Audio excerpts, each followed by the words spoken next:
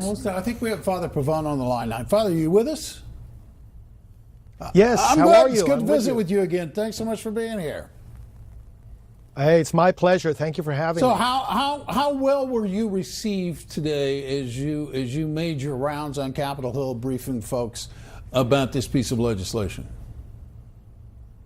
Very well received. We did a briefing today about the Pain-Capable Unborn Child Protection Act, and we played some phone calls that we at Priests for Life have made undercover to legal abortion clinics around the country. A call, for example, that we started off with, a woman saying she was 30 weeks pregnant, healthy mother, healthy baby, and they scheduled an appointment for her for, by the time she came in, she would have been 32 weeks.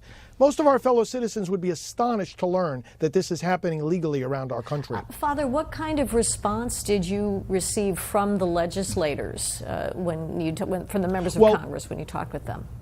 Well, the staff. Well, we met with staffers in this briefing, and they were as even though I've been working full time on the abortion issue for decades.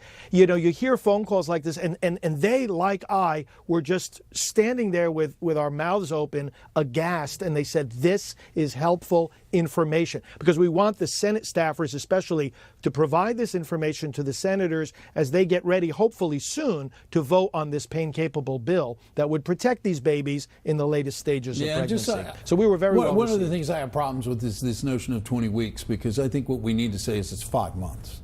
It's over halfway through a pregnancy. And that said, some will disagree that a fetus at this point can feel pain. They would say, no, it won't be until the third trimester, until the woman enters her 6th month. How do you respond to that argument?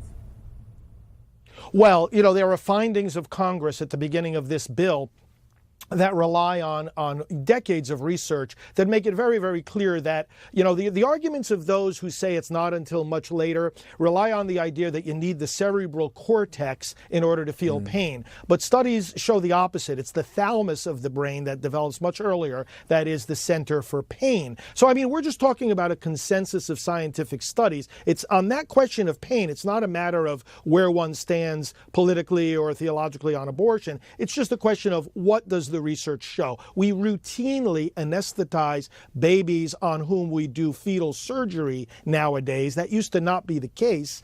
Even with newborn babies, the method of pain relief was tape, to tape them down, when the interventions were done. So we've come to a long way scientifically in understanding how that these babies feel pain much earlier than we once Father, thought. how is your level of support across the country? Has it grown significantly since President Trump took office, and there is renewed hope that, in fact, we have a president who will sign protective legislation of various sorts into law?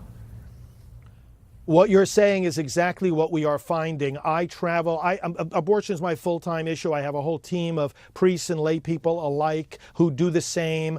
Alveda King is one of our team members. And all of us, as we travel around, are finding that as a result of President Trump's direct and straightforward manner of dealing with the abortion issue, just as he deals with so many other issues very directly, people in the movement are very encouraged. They're encouraged not only by the policy progress that we're making under this administration, but simply by the clear talking, because the abortion issue is often, shrouded in abstractions and slogans. We need plain, straight, clear talk, and this is one of the reasons that the pro-life movement is very encouraged under this president. We're almost out of time.